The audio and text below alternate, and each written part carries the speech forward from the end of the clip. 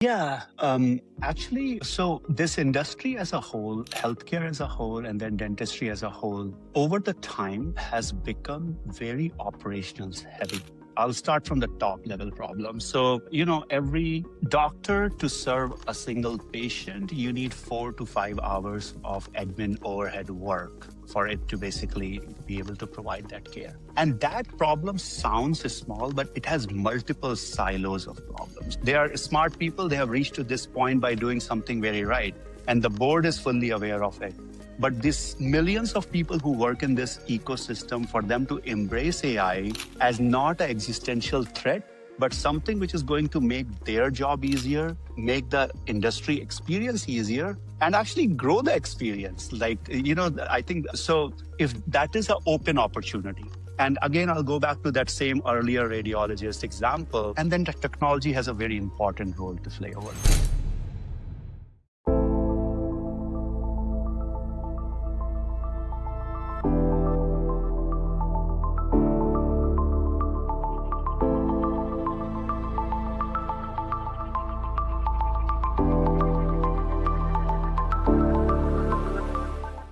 Hello, welcome to Deep Current. I'm your host, Kaylor, the podcast where we talk to people who actually run things, tell us about what they do and how they do it on the day to day. Today, I'm joined by Kapil Shukla. He is the president and founder of DentalX.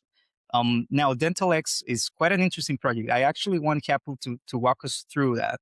But Kapil and I were discussing before the podcast about how he got here, and I believe that story is just equally as interesting. So, Kapil, if you just tell us a little bit about you, how you ended up in healthcare, and what you're currently doing. Perfect. Thanks you, Kyler. And I know our brief conversation just before you started hit record was, hey, I should have explained that into the podcast. So I'm going to try to do my best here again. So my name is Kapil Shukla. I am a founder and CEO of DentalX.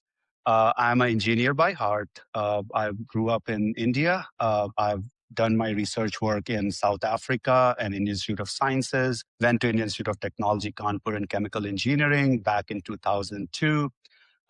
Did my master's in business administration at University of Southern California. Worked with companies like Oracle, Google, DirecTV, AT&T.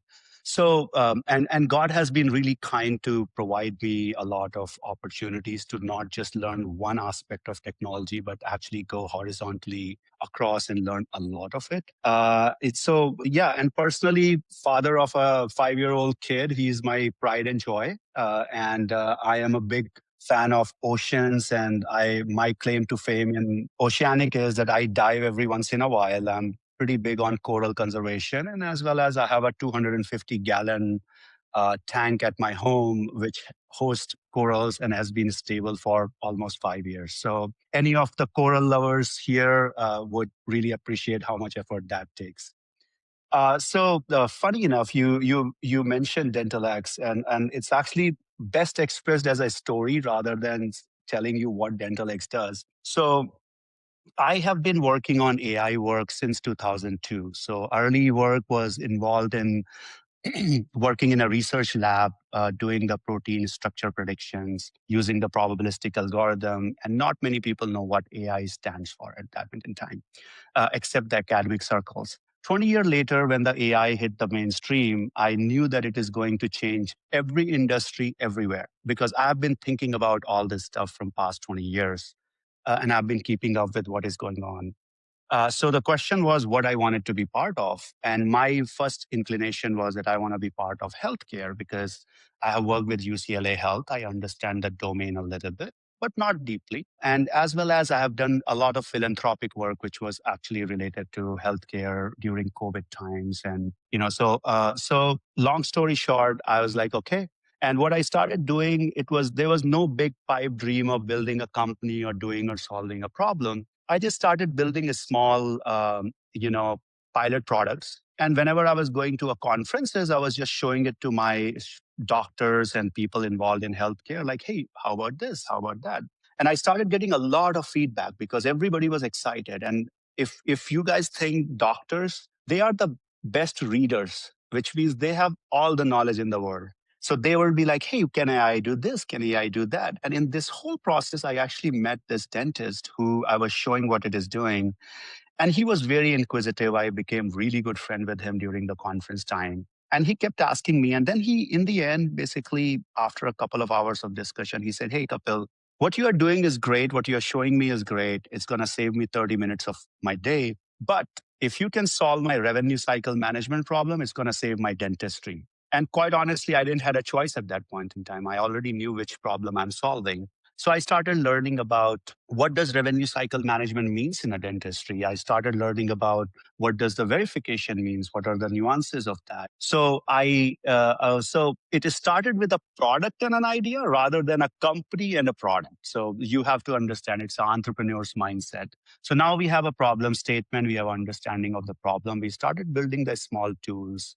And then eventually we find over the time, we built out the whole end-to-end pipeline, starting from patient's verification, which means what is his insurance coverage, to managing the claims and prior authorization at the dentistry level, to posting, submitting those claims, posting those payments back into the PMSs so that the whole ledger of a patient is maintained, and then patient collection part, just to nudge the patients to say, hey, you owe Dr. X XYZ dollars.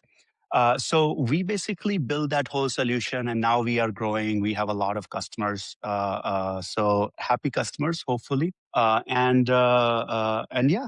So that has been an interesting journey so far. Do you believe that first conversation, because it was with a dentist, is that why you gravitated towards specializing this in the dental field? Or have you thought about diversifying? So answer is yes. That's so first question, was it because of that conversation? I would say it was a very big part of isolating which problem to solve, because healthcare is a very big ocean. Like, you can solve a problem of prescription to coding to scribing to everything. And it did give me a window into which is the biggest and the most pressing issue for dental industry. And then I did my own research to talking to the more dentists to understand, is it just one person's problem? Because quite honestly, I'll tell you, when I spoke to that doctor and he told me this, and then I formed this idea, my first instinct was, I'm pretty sure he's doing something wrong because nothing could be this bad. And I would say that was my technical arrogance coming from the Google and Oracle background to say, it's every problem is solved. But it was a good learning lesson for me in the industry that it actually is not. And when I got this confirmation from the industry wide council to say, yes, it is a problem and it's a big problem, then I zeroed in on that. So yeah, that's the kind of like journey over there. Got it. Great. That is an excellent intro. I'd love to learn a little bit more about what you do day to day. If you had to describe to me what your week looks like, just over the course of Monday through Friday, and you probably, I guess, as a founder, also work a little bit on weekends. So try to compact that into something that can be easily digested, so that we understand what that looks like. Yeah. So I would say, as a founder and CEO, um, there's no work boundary. Because if you enjoy what you are doing, nothing is a work, right? I mean, if you enjoy swimming in the ocean, you like to swim all the time. You get tired, you take rest, and then you swim again. So I think that's how Dental X has been for me. However, having said that, as a CEO and founder, you have to actually be a little bit more versatile in your thinking. You can't be just unidirectional. For example, a significant part of my day goes into interacting with the customers, making sure our account health is correct, making sure they are seeing the value, which is very, very important to our company and our ethos and to me. And then also understanding what are the challenges that they are facing, even with the current solutions, so that I can improve my solutions going forward. So, customer engagement is the biggest and the most top priority for me. I drop everything for that. But then at the same time, you have to spend a significant amount of time into the engineering aspect of the things. And being an engineer at heart, it's like, pig in the mud situation. I love understanding from my product team what we are building in the product, from my engineering team, their challenges, and try to solve it. Another key part to our success is that we are very, very nobody is successful alone, which means you have partners, you have vendors, you have a lot of surrounding ecosystem that is supporting you. And it could be as simple as somebody who just met you in a conference and introduced you to another customer who is looking for the same help. So engaging with them is another very key part of my job profile. And then obviously finance, HR, legal, contract, pricing. So I would say if you want to be uncomfortable in life every hour, and you want to make sure that you are switching context or in your brain switching your role every hour, welcome to entrepreneurship. That's the job for you. I I don't agree. know if that answers, but It does. It does. Now, if you had to, I mean, it's clear to me that you're very proud of what you're building, as anybody should be that is an entrepreneur and that is working on a project like this. That conviction is definitely coming through. What is the one thing that you believe you've already nailed down, that you guys are doing perfectly, that you're very happy with, that you wouldn't change? you have asked a wrong question to an entrepreneur. Because if as an entrepreneur you are happy the way things are, then you wouldn't be an entrepreneur. You know what I mean? Like it's the paradox. However, having said that, I think what we have done very, very well in last 1 year, and doesn't mean we haven't evolved while doing it, is actually solving the pressing problem for the industry. And it is really important to us because if we can see, look, I think a lot of times the impression is an engineering project or a company is successful based on its revenue and based on everything. And those are all good metrics to assess the success. I'm not saying they don't matter. But I think the biggest value of a company or an organization or a product is what value you are providing to your customers. And I think we have nailed that down for every aspect of it. I think we are very, very proud to say that we have only happy customers. And we are also very proud to say that our customers are our partners because we listen to them. We understand actually, like, we are very critical about what product we are making, how it impacts their life, and what improvements can be made. And that has been our modus operandi and also leading to a lot of success. So if you say our customers are our business partners, I would say yes. They actually tell us what to build, how to build, how it should work, how it should not work. And so I think that's part we have done really, really well. And we would like to continue to do that no matter what size company we are. Well, you say that I'm asking the wrong question to this specific entrepreneur, right? That so it seems like you might be overly critical, as we all might be of our products, right? So you're giving me permission to then ask you the edge of that question, which is what could be working better? What is it that you're currently focusing on? What are those things on the top of your mind that you'd like to work a little bit harder on? Yeah, that's actually a very, very, I would say, thought provoking question. And I actually think about it almost every day.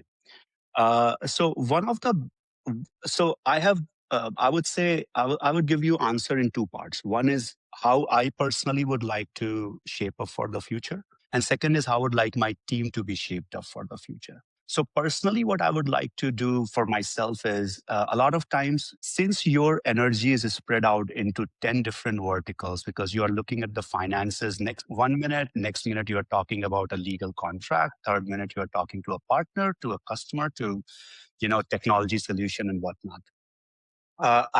What I would like to do is become a little bit more structured around it so that my feedback or my time is best utilized and serves my team a purpose, right? So it's not about keeping an eye on them. It's just that I am valuable resource to them, as well as the second biggest thing which I see for my team, and also me included in that. So don't think that I'm separate from my team. So I'm just separating my persona as my team. So as part of my team, AI is evolving so fast that it's impacting every aspect of the product. And what it is also doing is it's making certain things very, very easy for us as a company, which provides a business value. But at the same time, it's changing so fast that just keeping up with those change and implementing those changes within your company, which is a startup company, by the way, so extremely agile, is difficult. And that's one thing which I would like to get better at. I would like my team to get better at, to embrace AI more and more.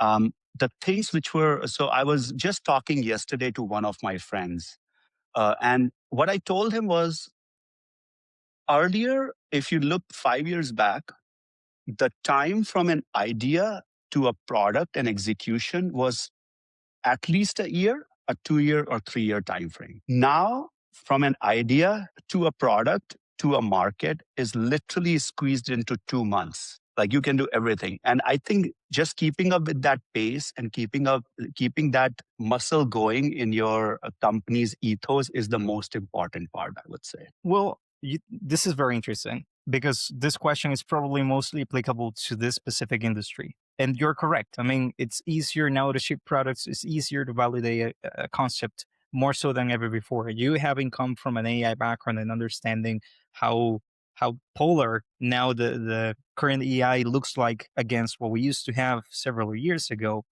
I'm curious about your take on this one because I believe there's something unique to the healthcare industry about regulation and safety and security and data management that you'll still have to keep in mind when you're, especially if you're utilizing AI as a tool to build for it, or if you're using it as part of what you're doing as a product, right? So how do you balance that between agility and making sure that you're building things that are solid and scalable? You are so correct about that. I think healthcare presents a very unique challenge because of the security, data security, compliances, and also like how it impacts the impact of losing the data. That's kind of like where I was going with it. So we first of all, as a ethos, I think everything starts with the security practices within your organization. Everything starts with security practices where you shake your hands between your partners and between your other customers. And the third thing is also comes down to how you manage and build your product in a mature way. And also, you have to have a very deeper understanding of how the things work, at least from the engineering point of view, to actually understand what risk you are incurring and what is the mitigation for that. And I think so. As an organization, when I built my first product and when we were about to sign our first customer, I made sure that our company is HIPAA, GDPR, SOC 2, and ISO 27001 compliant. And a lot of times you can brush it off because once you know security kind of thing. But it's still, you want to have that badge of honor to say, no, this is what we live by and this is how we do the stuff. So compliances provide you a very good framework to work under, but that's not the end of all. I think the biggest thing is that as the security comes in, as the AI comes in, the security also becomes a vulnerable state because it's no longer the status quo as it was 6 months ago. So you have to constantly evolve with that. And I think that's a very key challenge in this industry. And we have been very successful and fortunate to keep up with those trends. And we partner with a lot of folks, and we have CISOs are our best friends because we focus very heavily on data and data at rest, data at flight, and also the system security. That's great. That's great. I'd like to segue into the topic that I believe is your domain here because you live and breathe revenue cycle management. That's how this whole thing started essentially. And one thing that I believe I don't know if I should say fascinating or baffling about revenue cycle management, specifically in healthcare, is how work gets done, patients get seen. Sometimes people don't get paid until a lot of other steps are completed behind the scenes. So, and that is, I believe, something that is extremely unique to healthcare. And I would like to know your personal perspective on it. I heard you say you thought for a moment that this maybe was a practitioner's problem, like maybe there's something they're doing wrong. What was the point that you figured out that was not the case? Yeah, that's actually very true. So first, like I said earlier in my podcast, when I was talking to my first doctor, my brain was always saying, I'm pretty sure he's still stuck in his old ways and he's not understanding, or he doesn't have the proper software knowledge, or I can give 10 more reasons, but I was skeptical to say the least. But then when I got into the industry, the couple of things that I think kind of like glared at me. Number one was data silos. So you have your patient data somewhere, then you have your insurance data somewhere else, then you have your care data somewhere else, and you have some master data that is required for this day-to-day operation somewhere else. And eventually, the value for a doctor to treat me better is that as much as he knows about me, the better care he can provide me. But when data is not available, it's basically your care gets impacted. So that was one of the biggest thing that came glaring at me, and I think we have worked really hard especially in dentistry side of the house, to bridge those data gaps using different technology solutions. I think the second thing that also glared at me is that how this data silo has actually dragged the industry back. So, for example, you have a certain system where you save your data, and now you have no way to actually, until unless that system allows additional you know advanced features, you have no way to take advantage of those. So I think, but so that was the status quo. But I would tell you very encouraging thing about our industry as a whole, especially in dentistry, that the challenge is so big and the pie is so big that people are now really, really investing from all aspects, from patient management softwares to exchanges to insurances, are investing heavily in technology. And the reason is there's this particular effect called. So I'll just digress a little bit, but I'll come back to the point. I don't know. In 2016, 2017, you heard that the whole world was crying because radiologist's job is going to go away because there's a model which can predict the radiology output like 99% accuracy. Actually, nothing changed. In fact, the radiology market from 2016 to 2025 actually increased 2.5 fold. So, and more radiologists are still needed. So, I think we are at the same pivotal point, even in dentistry, where the industry as a whole is recognizing that joining hands and working together not only just helps their current customer base, but helps expand the industry in itself. And I think that's a very positive sign looking forward. But yeah, those were some of the challenges when looked at it. I was like, huh, that's how it is working. But now I think things have been, as I'm observing the industry, it's changing pretty fast and pretty quick. So happy to be part of that journey as well. That's fascinating. Since you're bringing up chat silos, which that's definitely a common theme. Do you think that happens across clinics or centers or locations of a single chain or of a single, let's say, provider, for example? Is that a challenge you see? And again, maybe it's the case that you mostly work with solo dentists, but in occasions where there are multiple locations, does the data silo become a problem, or do you typically find that they are more or less well documented? Yeah, so data silo is still a challenge, and it's not just one aspect. It's not just that the system is at fault. Because imagine, dentistry is not, it didn't start today. Dentistry is started in 1700s, and people looked at somebody's teeth and said, hey, you got to do this or you got to do that. There are systems which are really old, and they were very good systems for their time. But the thing is, once you have your data logged into a single system, moving out of that system to a more modern system is a challenge. And it is not just because of the systems. It's just because, like, hey, do you want to keep your claim history? Do you want to keep the patient's details? Do you want to, what was relevant 10 years ago may not be relevant today. The format in which the information was 15 years ago may not be the format of information today. So there's a lot that has changed in technology world in itself. So yes, there is data silos, but what we are seeing is a lot of like movement towards the cloud or native solutions, a lot of movement towards the AI and automation being implemented at their end, and it's the demand is growing. Like we are very excited to be in the middle of this revolution because it keeps us on our toes, and it also helps us kind of like learn a little bit more about the industry and solve some of the challenges. So yeah, but I don't think it's a unidimensional challenge. It's a result of time. It's a result of where the technology was at that point in time and how fast you can adopt the technology. And I think I want to point out one more thing. We as a consumers, when we look at the technology, our experience is different. For example, if you have a better solution than Facebook, you would start using it. You won't care about what happened to my images 10 years back or messages that I sent to people 10 years back. But that's not what the enterprise looks like. Like you need to keep your 7-year long data just for a IRS audit. As simple as that. So the challenges are different and the way market dynamics works is different. Right. I want to pivot back to revenue cycle management just for a sec because I want to get your take on one thing. I think prior authorization is one of those kind of like roaches on the wall of the industry. Everybody agrees that's a problem. Nobody seems to have figured it out yet, perfectly at least. So, what do you believe creates the most friction there, and how are you personally experiencing that, or how are you personally considering that when you're building a solution for this industry? Yeah.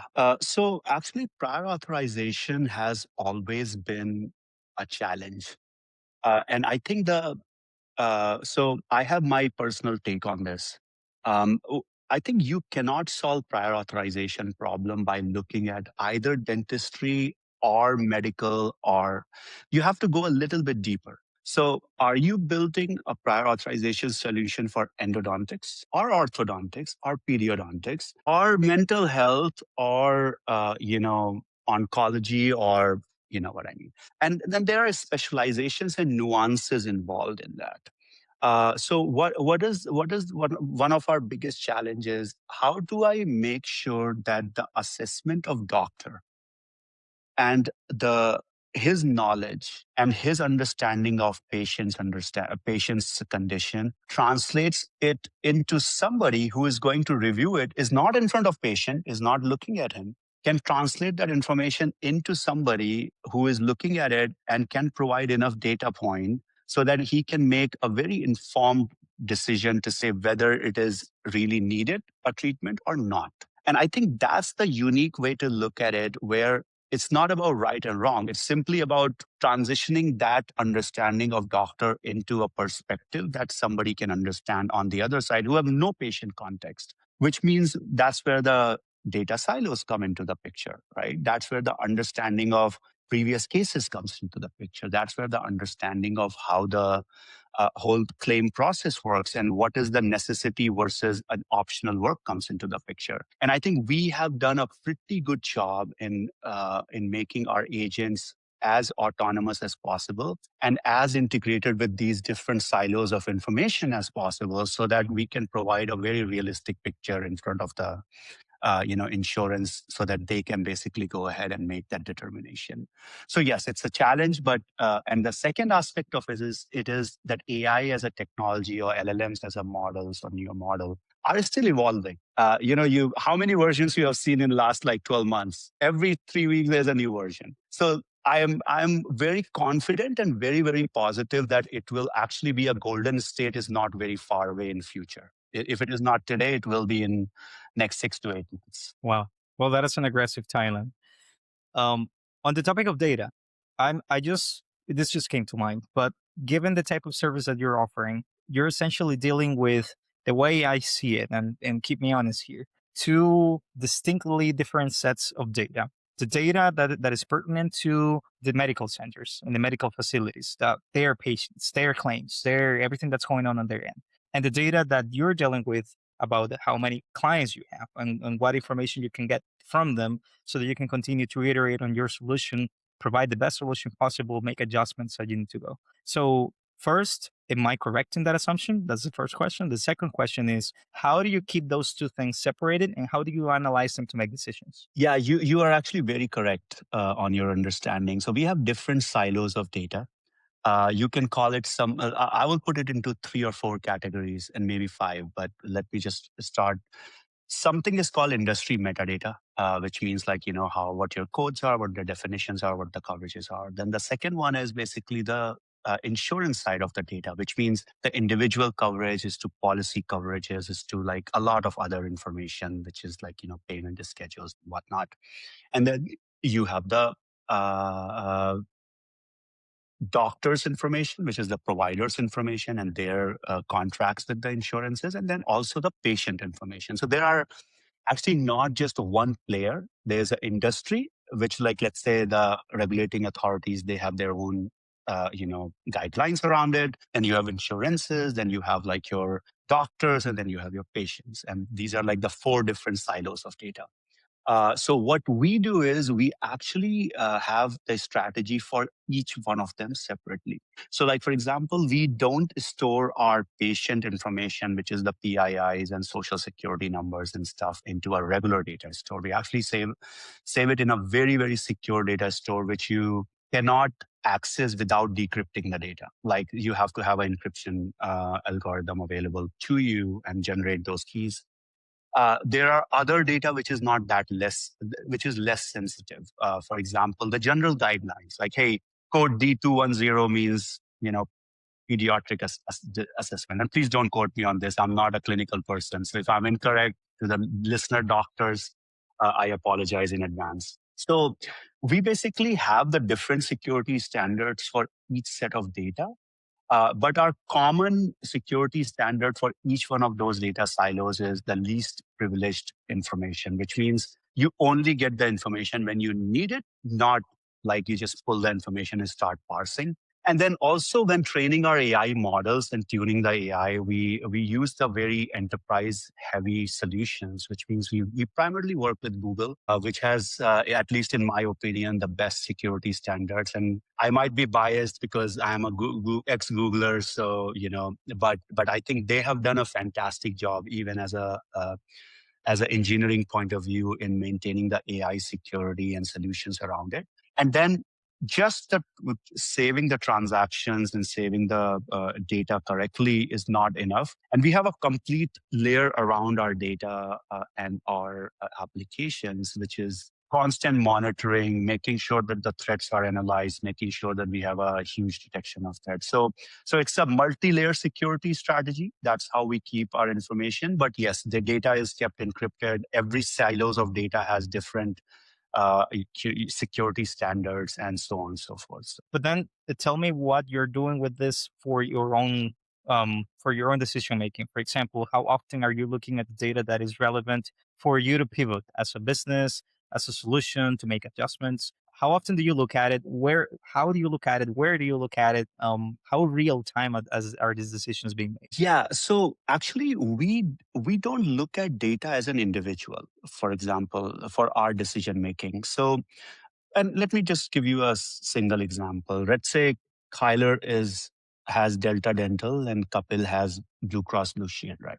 It doesn't matter to us. We're not going to look at Kyler's record or Kapil's record. What we look at more from the industry or the our directions point of view, like, hey, what is the demographic data, that how many of Blue Cross Blue Shield customers do we have or people use, or how many Delta Dentals do people use, and go from there. So the thing is, the anonymity of the PII is still maintained, but it also gives us enough intelligence to understand what are the industry trends, what are the things that we are seeing, how do we correlate it into a plan, or plan level or group level, or the insurance level, or even the dentistry level. And also, like, there's another part of intelligence which is asked from us, from our dentist partners, to say, hey, we need this information, or we need this analytics. So one thing you have to understand for the analytics part is that we don't send our data to LLM or any outside our data boundary to generate analytics.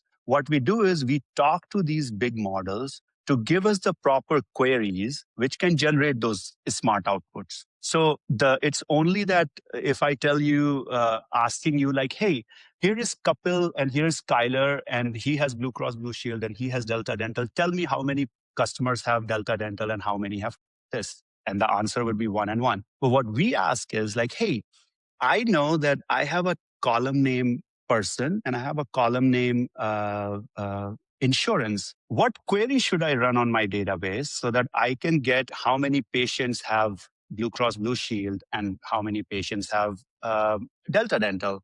And it returns me a query, and then I run it on my data. So it's just basically doing the process differently, but it suddenly makes your data completely secure because you're not even sending it to anybody. You are running it locally. You're just asking the right question to LLMs or right question to your models. So that's how we have given a lot of attention to detail on the analytics layer or information layer from the security point of view. And then from our own purposes, we don't really we are not training any models for us We train the models, even if we have to, or fine tune it at the group level, not so we don't collude the data between the two different groups. Mhm. Great.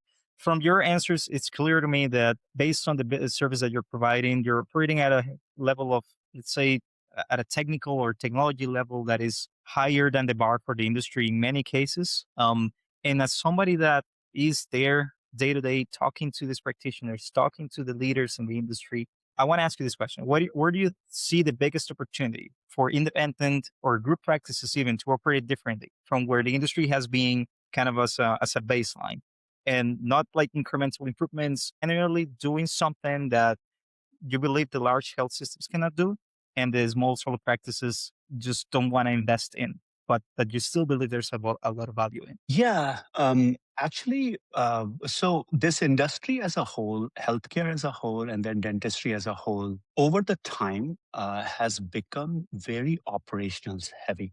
I'll start from the top level problem. So every doctor to serve a single patient, you need 4 to 5 hours of admin overhead work for it to basically be able to provide that care. And that problem sounds small, but it has multiple silos of problems. There's automation involved, AI involved, it's like process changes involved. And not everything is very easy to implement. So, like, for example, you can build the best solution that you want in the world until unless the team is not savvy enough or trained enough to know that how that AI is used to for them to basically be decisive about it is not simple. So I would say if there's one opportunity that needs to be taken up is the literacy of AI within the healthcare ecosystem. And I don't mean when I say literacy as to how whether the CEOs and CTOs are aware or not, because they are. They are smart people. They have reached to this point by doing something very right. And the board is fully aware of it. But this millions of people who work in this ecosystem, for them to embrace AI as not an existential threat, but something which is going to make their job easier, make the industry experience easier, and actually grow the experience. Like, I think so if that is an open opportunity. And again, I'll go back to that same earlier radiologist example. Once we solved the AI radiology with AI problem, radiology increased because the cost for a transaction reduced significantly. So that's what is going to happen to healthcare. So I think that's where the biggest opportunity lies as an industry. And then the technology has a very important role to play over. Well, yeah, I mean, first of all, 100% agree. But then that leads me to another bit of a more uncomfortable question, which is what if, I mean, you're correct. They should be more AI literate. They should be looking at ways to maximize their usage of this power that is now being given to us. But how? How do they start? You have a lot of people who are, maybe it's a bit of a mixed audience, right? Some of them are more technologically literate to begin with. Some others are not. Some others know what AI is. Some others don't. And many of them, I believe most of them, don't really know what to do with it or where to even start. So, what would be your very practical advice to somebody who wants to take that other advice that you just provided of, hey, be more AI literate, pursue these things? Where do they start? I think so. I would say this. And it opens up another like kind of like a big topic of conversation. The education in itself has changed because you cannot go to buy a book which tells you what is latest in AI. Because by the time you'll bring that book, put it in your room and read it, even if it is the most latest book, the technology would have moved forward. I think the best way in today's world is to rely on the Kyler, the podcast that you are doing, which where different personas or different kind of people can talk about AI in simpler terms and help explain how it impacts the technology and what it really means from the day to day world. I don't expect everybody in this who listens to this podcast to be an expert in hidden Markov model or some kind of like transformer architecture. What I expect them to, is to understand, hey, today AI is this old, let's say 2 years old.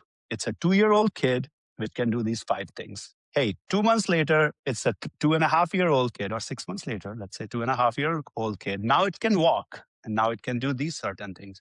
And as long as you keep track of those kind of stuff, and that's where I believe, Kyler, people like you and the other podcasts have a big, big role to play. Because the only way to learn what is latest and what is its practical implication is not via reading like these fancy journals that are published with the mathematical models and whatnot, is actually hear what is coming our way and understanding it in a more uh, business impact point of view, or how their day-to-day work is being impacted, rather than what is abstract and mathematical and technological. Great.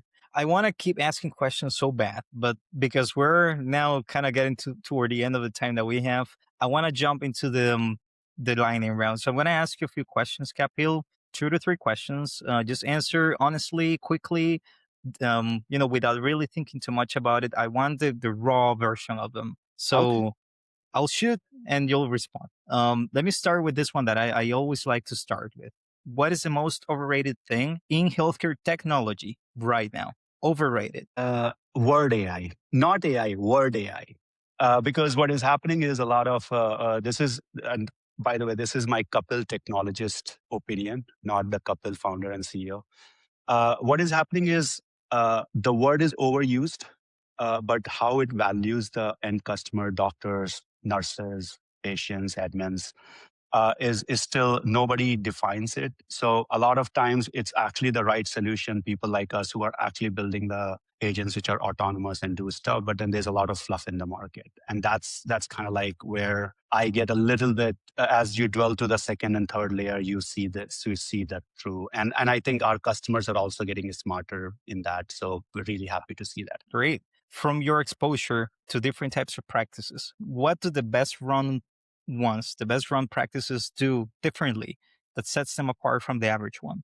Processes and data and standard, basically. So the processes make sure that nothing falls through the crack, and consistency and standardization make sure that everything happens at every step correctly.